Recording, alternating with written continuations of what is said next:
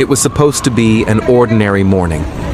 Fishermen along the coast of Phu Yen were preparing their nets, children walked to school, and vendors opened their stalls in the narrow streets of Tuihoa City. The sky was gray, but the air was calm, eerily calm. What no one realized was that hundreds of kilometers offshore, a monster was spinning toward them. By mid-afternoon, Typhoon Kalmaegi had strengthened into one of the most powerful tropical systems ever to hit Vietnam in recent years. With sustained winds reaching nearly 180 kilometers per hour and gusts over 200 kilometers per hour, the storm's outer bands had already begun lashing the coastline. The roar of the sea grew louder with each passing minute, the waves rising higher, more violent, as if the ocean itself had lost control. At approximately 5 p.m., the storm's eye made landfall between the coastal provinces of Phu Yen and Binh Dinh, unleashing catastrophic winds and storm surges. Houses shuddered as metal roofs were torn away. Utility poles bent like twigs before collapsing, plunging entire neighborhoods into darkness. In many areas, power and water supplies failed almost instantly, leaving hundreds of thousands stranded in their homes. Along the seafront in Tuihoa, seawater smashed over the embankments, flooding coastal roads. Waves higher than 10 meters crashed against the shore, carrying cars, fishing boats, and debris far inland. The air was thick with the sound of wind, a deep, continuous howl that never stopped. In the Central Highlands, the situation was no less dire. Gia Lai Province, located nearly 150 kilometers from the sea, became a battlefield of wind and water. Flooding swept through entire villages as rivers burst their banks. Landslides struck mountain slopes, cutting off highways and isolating remote communities. The storm's reach was vast, stretching across several provinces, disrupting lives in every direction.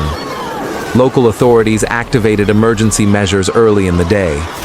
Evacuation orders were issued for over 260,000 people across the central region. Entire fishing fleets were recalled from the sea. Schools and factories were shut down. But for many, it was already too late. The typhoon's fury arrived faster and stronger than expected. By nightfall, the city of Gia Lai was unrecognizable.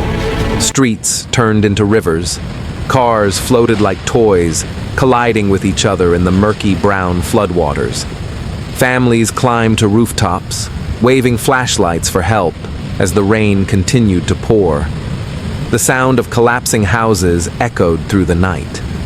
Meteorologists described Kalmaegi as an explosive intensifier, a storm that gathered energy at an extraordinary pace due to unusually warm ocean temperatures. Scientists have warned that this phenomenon, fueled by climate change, is making typhoons stronger and more erratic. What used to be rare is now becoming the new normal. At 7:30 p.m., wind speeds in coastal Phu Yen reached level 17, the highest on the Vietnamese scale. The force of the gusts shattered glass windows in high-rise buildings.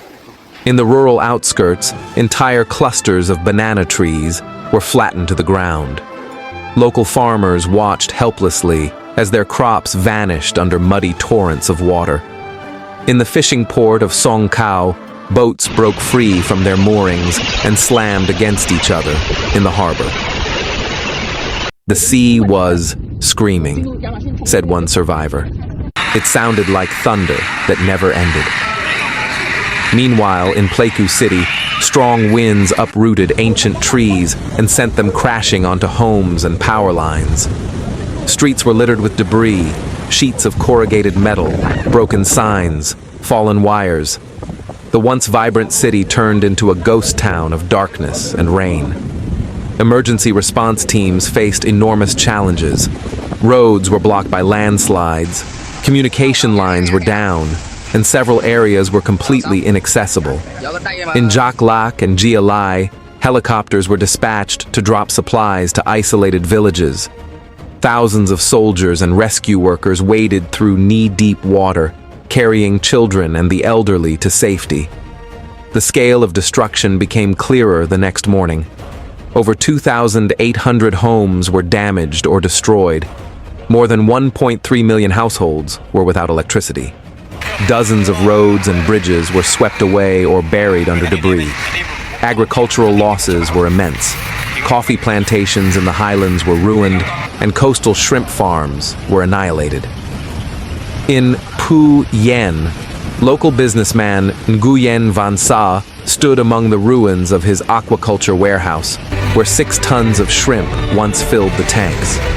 Now, nothing was left but twisted metal and broken glass. His estimated losses, nearly 1 billion dong, a fortune wiped away overnight. Throughout the region, the human toll continued to rise. Dozens were reported dead or missing. Hundreds were injured. Entire families displaced. Hospitals overflowed with storm victims, some treated for injuries, others for exhaustion, shock, or hypothermia. Yet amidst the chaos, stories of courage emerged. Volunteers formed human chains to rescue trapped residents. Drivers used trucks to ferry people through flooded roads. Strangers opened their homes to those who had lost everything. In the darkest hours of the storm, humanity's light refused to fade. But the danger didn't end when the wind stopped. Experts warned that floodwaters could take up to a week to recede. With the ground already saturated, the risk of new landslides remained high. Even as Kalmaegi weakened while moving toward Laos, its tail continued to dump torrential rain across central Vietnam. Authorities launched massive recovery operations. Soldiers cleared roads, buried under mud. Engineers worked to restore electricity.